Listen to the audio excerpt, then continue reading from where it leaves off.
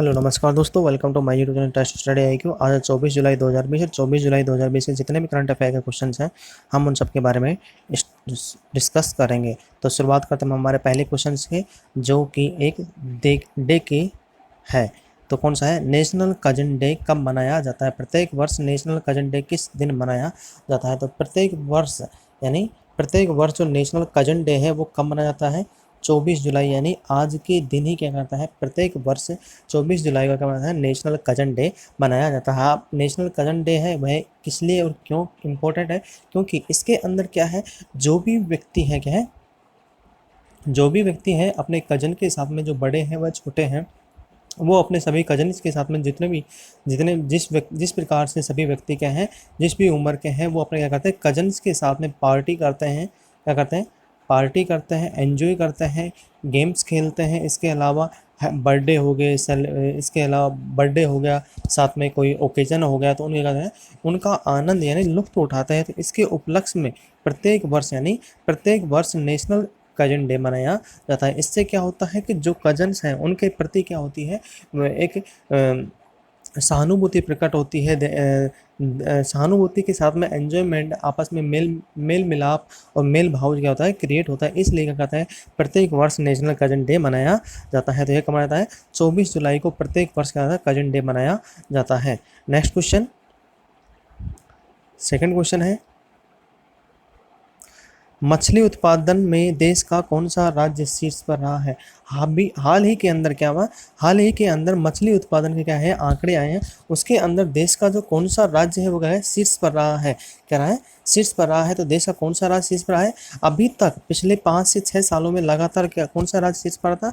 गुजरात क्या आ रहा था, शीर्ष पर आ रहा था। बट इस साल क्या हुआ, जितने भी चक्रवात आए क्या थे, 5 जो चक्रवात आए उनकी वजह से क्या हो रहा है, जो मछली उत्पादन था गुजरात का, वो कहीं ना कहीं क्या हुआ था, इफेक्ट हुआ था, यानी प्रभावित हुआ था। इस वजह से इस वर्ष जो मछली उत्पादन में जो राज्य है वो गुजरात ना होकर के कौन सा राज्य रहा है? तमिलनाडु राज्य क्या रहा है, फर्स्ट पोजीशन पे, यानी नंबर 1 पोजीशन पे कौन सा राज्य रहा है? तमिलनाडु रहा है। और सेकंड स्थान पे कौन सा आया है? गुजरात। अब कौन से स्थान पर है? सेकंड स्थान पर कौन सा है? गुजरात आया है। तो अभी जो केंद्रीय समुद्री मात्स्यिकी अनुसंधान संस्थान क्या है? केंद्रीय समुद्री मात्स्यिकी अनुसंधान संस्थान CMFRAI क्या है? केंद्रीय समुद्री मात्स्यिकी अनुसंधान संस्थान की यह रिपोर्ट आई है। उसके अंदर जो तमिलनाडु प्रथम राज्य रहा और द्वितीय कौन सा रहा? गुजरात रहा है। और इनके जो अध्यक्ष हैं क्या है, अखिल भारतीय मछली मार एसोसिएशन के जो अध्यक्ष हैं, वेल जी, कौन है? वेल जी भाई मसाणी। क्या है? वेल जी भाई मसाणी क्या है, इनके अध्यक्ष? किसके? अखिल भारतीय मछली मार एसोसिएशन के हैं ये अध्यक्ष है। उन्होंने बताया कि पिछले वर्ष में 8 भीषण चक्रवात आने के, सौराष्ट्र तट पर जो भी प्रॉब्लम हुई थी, यानी सौराष्ट्र तट के ऊपर जो प्रॉब्लम हुई थी, इस वजह से क्या हुआ, मछली उत्पादन क्या हुआ है, इफेक्ट हुआ, यानी प्रभावित हुआ है। इस वजह से प्रत्येक वर्ष की तरह अब की बार मछली उत्पादन इतना नहीं हो पाया है। इसलिए गुजरात है वो द्वितीय स्थान पर चला गया है, और तमिलनाडु है वो कौन से स्थान पर आ गया है? प्रथम स्थान के ऊपर। कौन सा आ गया है? तमिलनाडु प्रथम स्थान के ऊपर आ गया है। और अब की बार जो मछली उत्पादन है वो कितना प्रतिशत बढ़ा है? 2.1% क्या हुआ मछली उत्पादन अब की बार प्रत्येक साल की अपेक्षा क्या हुआ, बढ़ा है। नेक्स्ट क्वेश्चन, बिगुल गांव का नाम बदलकर उड़ीसा सरकार ने किस लोकप्रिय लोकगीत के नाम पर रख दिया गया है? तो अभी क्या हुआ है, बिगुल जो गांव है क्या है, जो बिगुल गांव है उड़ीसा के अंदर, उसका नाम बदलकर किसके नाम पर रख दिया है? रंगबत्ती के नाम पर रंगबत्ती जो गीत है उसके ऊपर रख दिया है। अब यह रंगबत्ती के ऊपर क्यों रखा गया है? क्योंकि जो उड़ीसा राज्य के अंदर क्या है, उड़ीसा राज्य के अंदर जो संबलपुर जिला है क्या है, संबलपुर जिला है, उसके जो बिगुल गांव है, संबलपुर जिला के अंदर जो बिगुल गांव है, उसमें जो गीतकार थे, लोकगीत था, यानी लोकप्रिय लोकगीत क्या था, रंगबत्ती था। उसके जो गीतकार थे क्या थे, उनको जो गाने वाले थे, लिखने वाले थे, श्री मित्र भानु गोतैया जी। क्या है? मित्र भानु गोतिया इनका जो जन्म स्थान था वो कौन से गांव में था, बिगुल गांव में था। और इनके द्वारा पहली बार कौन सा गीत गाया था, रंगवती गीत गाया गया था। इसलिए अब इस इनके जो गांव है बिगुल गांव है, उनका नाम बदल के इसका नाम रख दिया है रंगवती के नाम पर रख दिया गया है। और यह जो रंगवती जो गीत है, क्या है, रंगवती जो गीत है वो कौन कौन से राज्यों में प्रसिद्ध है, जो भी उड़ीसा के टच में जो राज्य है, जैसे क्या हो गया, ऊपर की तरफ कौन सा हो गया, पश्चिमी बंगाल हो गया, फिर यहाँ पे कौन सा हो गया, झारखंड हो गया, यहाँ पे कौन सा हो गया, छत्तीसगढ़ हो गया, बिहार हो गया, बंगाल और झारखंड के बीच में क्या हो गया, बिहार हो गया। तो इन सब राज्यों के अंदर क्या है, यह लोकप्रिय गीत था। इसलिए इसको क्या कर दिया है, अब रंगवती का नाम दे दिया गया है, किसको, बिगुल गांव को बदलकर रंगवती के नाम पर रख दिया गया है, जो कि क्या है, गीत था, उसके नाम पर क्या कर दिया, नाम, गांव का नाम चेंज कर दिया है। नेक्स्ट क्वेश्चन, ब्रिटेन भारत व्यापार परिषद ने किसको अपना नया समूह मुख्य कार्यकारी अधिकारी नियुक्त किया गया है। अभी इससे पहले भी मैंने कल भी एक क्वेश्चन डिस्कस किया था, उसमें कहा था ब्रिटेन और जो यूके है, क्या है, यूनाइटेड किंगडम है, और भारत है, उसमें क्या है, व्यापार परिषद के अंदर क्या समझौते हुए हैं। तो इसमें अभी जो नया मुख्य समूह कार्यकारी अधिकारी है वो किसे बनाया गया है, जयंत कृष्णा जी का क्या है, नया मुख्य कार्यकारी अधिकारी नियुक्त किया गया है। तो ये इंपॉर्टेंट क्वेश्चन है, जो भी भारत और ब्रिटेन के अंदर जो व्यापार होगा, क्या होगा, व्यापार हो गया, उनके जो कार्यकारी यानी एक दूसरे देशों के साथ में जो कार्यकारी अधिकारी है उनसे क्या होगा, कंसल्ट होगी, और इसमें कहा जो पार्टिसिपेशन है यानी व्यापार समझौता है, साझेदारी होगा, कहीं ना कहीं क्या होती है, बेनिफिट में प्रोवाइड होती है। इसलिए क्या कहते हैं, नियुक्त किया गया। और कहीं जो कोई प्रॉब्लम क्रिएट होती है, जैसे भी कोई व्यापार के अंदर कोई प्रॉब्लम क्रिएट हो रही है, जैसे भारत और ब्रिटेन दोनों देशों में कहीं ना कहीं, तो क्या कहते हैं, अध्यक्ष उनको सुलझाने के लिए क्या करते हैं, व्यवस्था करते हैं, यानी उनमें बड़ा रोल नियम प्ले करते हैं। नेक्स्ट क्वेश्चन, राष्ट्रीय डोप परीक्षण प्रयोगशाला NDTL, क्या है, राष्ट्रीय डोप परीक्षण प्रयोगशाला NDTL के निलंबन को वाडा ने कितने दिन के लिए बढ़ा दिया है। अभी जो राष्ट्रीय हमारे देश की जो डोप परीक्षण प्रयोगशाला है वो कौन सी है, NDTL है, और जो विश्व की है, क्या है, विश्व की है जो है, क्या है, वाडा है। तो क्या है, विश्व की जो वाडा है यानी वर्ल्ड एंटी डोपिंग एजेंसी, क्या है, वर्ल्ड एंटी डोपिंग एजेंसी है वाडा, उसने क्या करते हैं, जो भारत की है national doping agency, national doping testing agency प्रयोगशाला, क्या है, टेस्टिंग प्रयोगशाला जो है, उसने क्या कर दिया, अभी उसको वाडा ने क्या कर दिया, 6 महीने के लिए क्या कर दिया, फिर से 6 महीने के लिए दोबारा क्या कर दिया है, फिर से उसको क्या कर दिया है, निलंबन कर दिया है। क्योंकि इससे पहले भी 6 महीने के लिए क्या कर दिया है, NDTL को, राष्ट्रीय डोप परीक्षण प्रयोगशाला थी, उसको क्या कर दिया, बढ़ाया था। पहले 6 महीने के लिए क्या था, निलंबन किया था, अब उसके बाद में अभी फिर दोबारा क्या कर दिया, 6 मंथ के लिए निलंबन कर दिया है। क्योंकि जो NDTL यानी राष्ट्रीय डोप परीक्षण प्रयोगशाला है, वह जो वाडा की जो लिस्ट है, यानी वाडा की जो नियम है, वाडा के जो नियम है उनके अनुसार क्या है, प्रयोगशाला नहीं है, इसलिए क्या कर दिया, इसको दोबारा 6 महीने के लिए क्या कर दिया, निलंबित कर दिया गया है। नेक्स्ट क्वेश्चन, केंद्रीय कोयला और खाद्य मंत्रालय ने वृक्षारोपण अभियान का शुभारंभ किनके द्वारा किया गया है। अभी केंद्रीय कोयला और खान मंत्रालय उसने क्या कहते हैं, वृक्षारोपण अभियान शुभारंभ किया है। तो इसके जो मंत्री है, क्या प्रहलाद जोशी, उनके साथ में जो उद्घाटन यानी शुभारंभ किया गया था वो किनके द्वारा किया गया था, हमारे गृह मंत्री क्या है, अमित शाह जी के द्वारा क्या कहते हैं, इसका उद्घाटन यानी अभियान का शुभारंभ किया गया था। और किनकी उपस्थिति के अंदर किया गया था, तो प्रहलाद जोशी है, क्या है, प्रहलाद जोशी क्या है, हमारे केंद्रीय कोयला और खान मंत्री हैं, उनकी उपस्थिति के अंदर इसका क्या गया था, उद्घाटन किया गया था। अब ये जो उद्घाटन वृक्षारोपण का किया गया है, तो इसके अंतर्गत क्या क्या है, जो देश के अंदर कोयला खदान है, यानी जो प्रदूषण हो रहा है कोयला खदानों में, क्या होता है, कोयला निकालने के बाद उस कोयले का जो होता है दोहन होता है, तो उसका होता है प्रदूषण होता है, उसको कहीं ना कहीं क्या होता है, कम करने के लिए ये अभियान चलाया जाता है। इस वर्ष इस अभियान का जो मेन मकसद है, क्या है, लक्ष्य है, वो क्या है, देश के अंदर क्या है, देश के अंदर 1789 हेक्टेयर के अंदर, क्या है, 1789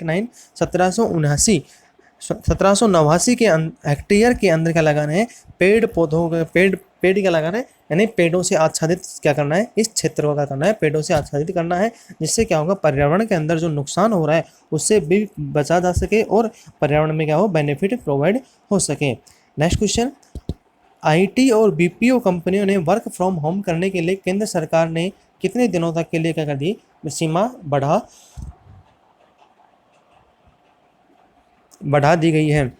तो अभी केंद्र सरकार ने इससे पहले भी क्या कहा था, आईटी और बीपीओ जो कंपनी उनको क्या कहते हैं वर्क फ्रॉम होम करने के लिए गाइडलाइन जारी करी थी। अब वर्क फ्रॉम होम थी वो गाइडलाइन 31 जुलाई को क्या हो रही थी, समाप्त हो रही थी। इस वजह से अब दोबारा केंद्र सरकार ने क्या कर दिया है, इस गाइडलाइन को फिर से बढ़ा दिया है और अब की बार क्या होगा, संपूर्ण यानी इस वर्ष एंड तक यानी 31 दिसंबर 2020 तक आईटी और बीपीओ के जो भी कर्मचारी यानी इस वर्ष पूरे वर्ष वो अपने वर्क फ्रॉम होम यानी घर पे बैठकर कार्य कर सकते हैं। और फिलहाल आईटी और जो बीपीओ कंपनी है उनके जो 85% मेंबर हैं, 85% लोग वो वर्क फ्रॉम होम से ही कार्य कर रहे हैं। क्या कर रहे हैं, वर्क फ्रॉम होम से ही क्या कर रहे हैं, कार्य कर रहे हैं। जिससे क्या हो रहा है, सिर्फ ओनली 15% लोग ही क्या कर रहे हैं, सेक्टर के अंदर जा पा रहे हैं, क्योंकि वो भी क्या है, जरूरी है, इंपॉर्टेंट है, इसलिए वो क्या कर रहे हैं, यानी ज़्यादा जरूरी है, इस वजह से क्या कर रहे हैं, 15% लोग कंपनी जा रहे हैं, बाकी सब क्या कर रहे हैं, वर्क फ्रॉम होम से कार्यरत कर रहे हैं। नेक्स्ट क्वेश्चन, हाल ही में देश का कौन सा पूर्ण रूप से स्वदेशी परमाणु रिएक्टर सामान्य परिचालन स्थिति के अंदर क्या हो गया, पहुंच गया है। क्या कर रहा है, अभी जो पूर्ण रूप से स्वदेशी परिचालन परमाणु रिएक्टर है वो क्या कहता है, सामान्य स्थिति के अंदर क्रिटिकल कंडीशन में के अंदर का पहुंच गया है, सामान्य स्थिति के अंदर पहुंच गया है। तो कौन सा है, काकरापारा क्या है, काकरापार जो स्वदेशी परमाणु रिएक्टर है, यानी काकरापार के अंदर जो हमारा ऊर्जा संयंत्र 3 है, क्या है, ऊर्जा संयंत्र 3 है, वहाँ पे क्या है, 3 ऊर्जा संयंत्र लगे हुए हैं। जो ऊर्जा संयंत्र 3 है वो क्या है, हमारा स्वदेशी है, वो क्या कहता है, सामान्य स्थिति के अंदर पहुँच गया है। और इससे कितना उत्पादन होता है, 700 मेगावाट का क्या करना है, बिजली उत्पादन करना है। और यही किस क्षेत्र में है, यह हमारे आत्मनिर्भर जो क्या था, मेड इन इंडिया, क्या था, मेड इन इंडिया जो प्रोजेक्ट चल रहा था उसके अंतर्गत क्या करना था, उसके अंतर्गत इसको चलाया गया था 2010 के अंदर, और यह बनकर तैयार हो गया है। और यह एक स्वदेशी रूप के अंदर कहीं ना कहीं क्या होगा, बेनिफिट आगे आगे जाकर क्या होगा, परिवर्तन लाएगा। और स्वदेशी जो परमाणु रिएक्टर क्या है, परमाणु रिएक्टर जो स्वदेशी बनाने के लिए क्या करेगा, एक रास्ता क्लियर करेगा, जिससे क्या होगा, देश के अंदर ही क्या करेगा, बिजली का जो उत्पादन है वो क्या करेगा, पूर्ति हो सकेगी। और यह जो काकरापार है यह कहाँ पे लगा हुआ है, यह जो सूरत है, गुजरात का है, गुजरात के अंदर लगा है। गुजरात का जो सूरत है क्षेत्र उससे 80 किलोमीटर दूर क्या है, ताप्ती नदी के ऊपर, कौन सी नदी के ऊपर है, ताप्ती नदी के नज़दीक क्या है, इस स्टेशन को क्या है, लगाया गया है। नेक्स्ट क्वेश्चन, हाल ही में किस देश को ह्यूस्टन में अपना वाणिज्य दूतावास बंद करने का है आदेश अमेरिका ने आदेश दे दिया है। अभी चीन और अमेरिका का क्या चल रहा है, चीन और अमेरिका का जो व्यापारिक युद्ध चल रहा है, यानी व्यापार को रिलेटेड युद्ध बार बार क्या चल रहा है, बातचीत चल रही है, यानी उनमें बातचीत के अंदर क्या हो रहा है, कोलैप्स हो रहा है साथ के अंदर। तो इस वजह से क्या कर रहा है, चीन का जो ह्यूस्टन में अपना वाणिज्य दूतावास था उसको बंद करने के लिए कर दिया, अमेरिका के राष्ट्रपति ने क्या कर दिया, आदेश जारी कर दिया है। और उनको कहा है 3 दिन का टाइम दिया है, 3 दिन के अंदर आप अपने दूतावास को क्या करना है, खाली करना है, यानी वहाँ से रिक्त करना है। और चीन ने अमेरिका ने यह कदम क्यों उठाया, क्योंकि अभी जो कोरोना वायरस था उससे सबसे ज़्यादा जो मरीज हैं, यानी कोरोना जो सबसे ज़्यादा इफेक्ट पड़ा है वो कहाँ पर पड़ा है, यूएस के अंदर पड़ा है। और यूएस ने जो WHO था, वर्ल्ड हेल्थ ऑर्गेनाइजेशन था, उसने कहीं ना कहीं क्या कहता है, इस सूचना को क्या कहा, सभी देशों से क्या कहता छुपाया था और चीन के साथ मिलकर कहते इसको गुप्त रखा था। और जब अब ज़्यादा फैल गई बीमारी तो क्या करें, बाहर निकल कर आ रहे हैं और उसकी पर्टिकुलर जांच भी नहीं कर पा रहा है WHO, इसलिए क्या कहता है, अमेरिका ने यह कदम उठाया है। अमेरिका WHO को सबसे ज़्यादा क्या था, फंडिंग देता, फिर भी इंफॉर्मेशन नहीं प्रोवाइड करवाई गई। सॉरी, नेक्स्ट क्वेश्चन, किस देश ने भूटान को सीमा विवाद सुलझाने के लिए एक समाधान पैकेज का कह दिया है, प्रस्ताव दिया है। अभी क्या किया है, चाइना ने क्या कहते हैं, भूटान को अपनी जो सीमा विवाद है उनको सुलझाने का कहते हैं एक प्रस्ताव भेजा है, यानी एक समाधान पैकेज भेजा है। उसने ये कहा है, इस समाधान पैकेज के अंदर 1996 का जो सीमा रेखा जो विवाद था 1996 के अंदर जो दोनों देशों के अंदर कहा गया था कि चीन और भूटान, चीन ने क्या कहा था, चीन जो भूटान का जो पश्चिमी इलाका है, यहाँ पे जो पश्चिमी इलाका है उसको क्या करना है, 269 वर्ग किलोमीटर क्या है, 269 वर्ग किलोमीटर का जो एरिया है वो क्या बोल रहा है चीन, कि ये एरिया मेरे को चीन को दे दो। और चीन अपना जो भूटान का जो उत्तरी एरिया है, उत्तरी जो एरिया है 495 वर्ग किलोमीटर वो क्या बोल रहा है कि इसको आप भूटान को देना चाह रहा है, और ये जो 269 जो किलोमीटर वर्ग एरिया है वो क्या करना है, खुद वाला लेना चाह रहा है। क्योंकि ये 269 जो वर्ग किलोमीटर एरिया है ये क्या कर रहा है, हमारे भारत के साथ में जो सिक्किम राज्य हमारा पूर्वोत्तर राज्यों के साथ में जो कनेक्टिविटी है उससे ऊपर क्या है, निगरानी रखने के लिए कर रहा है, बार बार वो क्या कर रहा है, भूटान के ऊपर प्रेशराइज कर रहा है। नेक्स्ट क्वेश्चन, आदि महोत्सव के उपलक्ष्य में क्या है, आदि महोत्सव के उपलक्ष्य में दक्षिण भारत के किस मंदिर में झंडा फहराया गया है। दक्षिण भारत के अंदर क्या होता है, एक आदि महोत्सव मनाया जाता है। क्या होता है, आदि महोत्सव मनाया जाता है, जो दक्षिण भारत का जो आदि क्या है, आदि महीना आता है, क्या आता है, आदि महीना मंथ आता है, उसके अंदर क्या होता है, आदि महोत्सव मनाया जाता है। आदि महोत्सव का मतलब है आदि महीने के 18 दिन बाद क्या है, 18वें दिन क्या होता है, 18वें दिन यह उत्सव मनाया जाता है। क्या है, किस मंदिर के अंदर झंडा फहराया गया है, तो कौन से मंदिर के अंदर फहराया गया है, अभी मीनाक्षी मंदिर के अंदर क्या फहराया गया है, झंडा फहराया गया है। कोरोना वायरस के चलते हुए क्या कर रहा है, वहाँ पे मंदिर तो खुला नहीं है, बट उनके जो देवता हैं पूजनीय है उनका वर्चुअली क्या कर रहा है, उनका प्रसारण किया जा रहा है। इसके अलावा जो मीनाक्षी मंदिर है उनका क्या होता है, मीनाक्षी सुंदरेश्वर मंदिर भी कहा जाता है, मीनाक्षी अम्मान मंदिर भी कहा जाता है। और यह क्या कहता है, मीनाक्षी जो मंदिर है वो कहता है वास्तुकला की जो उत्कृष्ट जो श्रेणी है, क्या है, वास्तुकला की जो उत्कृष्ट श्रेणी है उसमें क्या कर रहा है, विश्व में क्या कहता है, आश्चर्यजनक स्थितियों के अंदर क्या होता है, इसको गिना जाता है। नेक्स्ट क्वेश्चन, किस राज्य सरकार द्वारा वेस्ट टू एनर्जी नामक वेस्ट क्या पहले की शुरुआत की गई। ये क्वेश्चन मैं पहले भी कवर करवा चुका हूँ भाई। देखो, तो वेस्ट टू एनर्जी यानी जो वेस्टेज होता है, क्या होता है, जो वेस्टेज निकलता है, वेस्टेज निकलता है उसके साथ क्या करना है, एनर्जी प्रोड्यूस करने। तो कौन सा राज्य है, उत्तराखंड राज्य सरकार ने क्या कहते हैं, इसकी घोषणा कर दी। क्योंकि उत्तराखंड क्या है, एक पहाड़ी इलाका है, क्या है, पहाड़ी इलाका, और जो वेस्ट होता है उसको क्या कहता है, डंपिंग करने के लिए कहता है, लैंड की रिक्वायरमेंट होती है, लैंड फिल की रिक्वायरमेंट होती है, लैंड नहीं मिल पाती क्योंकि ये पहाड़ी एरिया है। और पहाड़ी एरिया के अंदर यदि लैंड नहीं मिल पाते तो क्या होगा, कचरा है जो वेस्टेज है उसका क्या होगा, वो पड़ा रहेगा। तो इसलिए क्या कहता है कि उत्तराखंड की राज्य सरकार ने क्या किया है, इस कचरे से क्या होगा, 5 किलो वोट के क्या 5 मेगा वोट के क्या प्रोवाइड करवाएगा, बिजली उत्पादन करने का क्या रखा है उसने, लक्ष्य रखा है। क्या है, बिजली उत्पादन करने का क्या रखा है उन्होंने, लक्ष्य रखा। जैसे कहेंगे अपनी जो बिजली आपूर्ति है वो कहीं ना कहीं होगी उत्तराखंड के राज्य सरकार की होगी, अवेलेबिलिटी होगी। और 5 मेगावाट का जो प्लांट है लगाया जाएगा, और साथ में इससे क्या होता है, जो डिपेंडेंटी है वो कम भी होगी। नेक्स्ट क्वेश्चन, भारतीय सेना हेतु स्वदेशी विकसित ड्रोन का डीआरडीओ ने क्या कहते हैं, डीआरडीओ ने क्या नाम रखा है। जो भारतीय जो डीआरडीओ कंपनी है जो डिफेंस के रिलेटेड जो आती है इक्विपमेंट बनाती है, तो उसने क्या कहा, अभी एक स्वदेशी विकसित ड्रोन क्या है विकसित किया है। क्योंकि अभी जो चीन और इंडिया के जो बॉर्डर लद्दाख के पास एरिया है उसके अंदर चीन बार बार अपने जो सैनिक उनको क्या कर रहा है, वापस एलएसी के ऊपर बार कर रहा है, लाइन ऑफ एक्चुअल कंट्रोल के ऊपर क्या कर रहा है, पीछे नहीं हटा रहा है। इस वजह से जो डीआरडीओ उसने क्या कहते हैं स्वदेश विकसित ड्रोन बनाया है, वो क्या करेगा, जो एलएसी के ऊपर जो चाइना के जो बॉर्डर है वहाँ पे अगर इंडिया और चाइना का बॉर्डर है उस पर निगरानी रखेगा। और यह किसने बनाया है, यह इसका जो नाम रखा हुआ है भारत नाम रखा है। क्या नाम रखा है, भारत इसका नाम रखा गया है। और यह काम कहाँ बनाया गया है, जो डीआरडीओ की जो डीआरडीओ की ऑफिस है एक क्या है, चंडीगढ़ क्या है, कहाँ पे, जो डीआरडीओ की जो ब्रांच है क्या है, चंडीगढ़ ब्रांच है, वहाँ पे क्या क्या इसको बनाया गया है। ये क्या है, बिल्कुल हल्का है, यानी एक हल्का और चुस्त है। क्या है, हल्का और चुस्त है, क्या कहता है, आराम से क्या कहता है, ये जो पहाड़ी इलाके हैं यानी पहाड़ी जो एरिया है उसके अंदर क्या होता है, उड़ सकता है। और इसको इंडियन आर्मी को क्या कर दिया, अभी सौंप भी दिया गया है, और ये आसानी से कर रहा है, काम भी कर रहा है।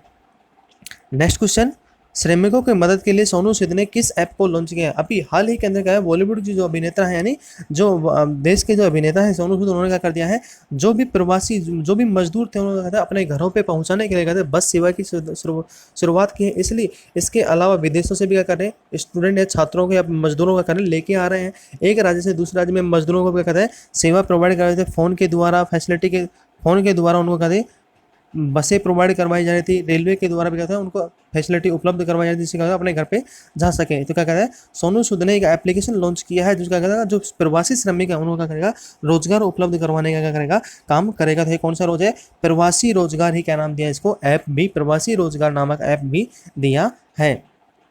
तो आज के लिए इतना ही। यदि आपको हमारा लेक्चर पसंद है तो आप इसे लाइक करें, शेयर करें, कमेंट करें और सब्सक्राइब करना ना भूलें। सब्सक्राइब के साथ में जो बेल आइकन है उसको प्रेस करना ना भूलें। इसके अलावा यदि आपको लेक्चर पसंद नहीं आता तो आप इसे डिसलाइक भी कर सकते हैं। डिसलाइक होगा कमेंट बॉक्स में ज़रूर बताएं। इसके साथ में यदि लेक्चर अच्छा लगता है तो आप मैक्सिमम से मैक्सिमम लोगों का करना है शेयर करना है। तो आज के लिए इतना ही, धन्यवाद।